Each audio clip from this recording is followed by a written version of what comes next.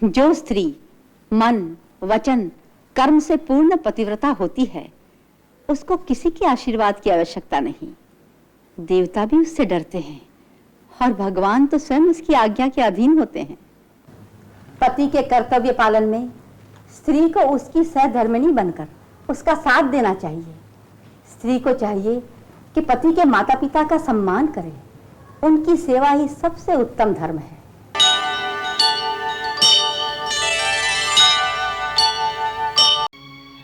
पत्नी का धर्म होता है पति की कर्तव्य पूर्ति में उसका साथ देना, उसके उत्साह को बढ़ाना, ना कि अपने मुंह से उसे निर्बल करना। पति पत्नी का संबंध तो जीवन मरण का होता है।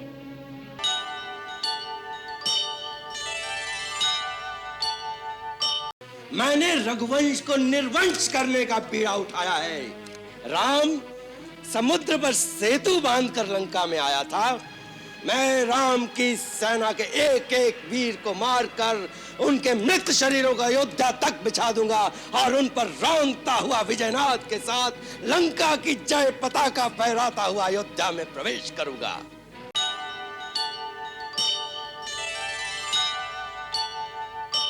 एक राजा ने किसी को वचन दिया कि जो मांगे वो दूंगा, और मांगने वाले ने वो वचन मांगा है जिससे राजा को अपने सबसे प्रिय पुत्र का बलिदान करना पड़ रहा है। यदि वो वचन को तोड़ें तो न केवल अपने सुकृत नष्ट करें बल्कि संपूर्ण कुल की कीर्ति को कलंक लगा दें, और यदि वो वचन रखें तो वो पुत्र जिसके बिना वो जीवित नहीं रह सकते उसे वन के कांटे कंकर में धकेल दें 14 वर्ष के लिए। तुम उनकी पीड़ा क्यों नहीं समझते?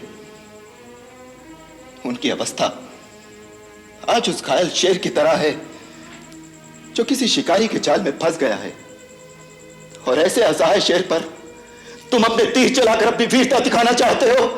धिक्कार है ऐसी वीरता पर।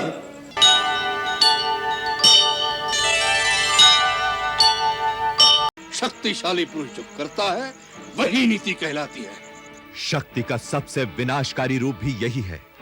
जिसका आप प्रदर्शन कर रहे हैं यही विनाश का मूल है राजन। तुम नीति की बातें करते हो और इतनी नीति भी नहीं जानते कि राजा के सामने तर्क नहीं करते।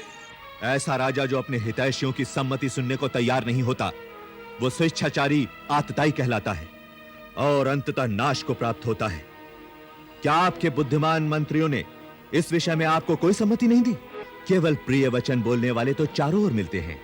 अप्रिय परंतु हितकारी कहने और सुनने वाले दोनों दुर्लभ होते हैं। सुलभा पुरुषा राजन संतता प्रियवादिनः अप्रियश्च पश्यश्च श्रोता वक्ता च दुर्लभः।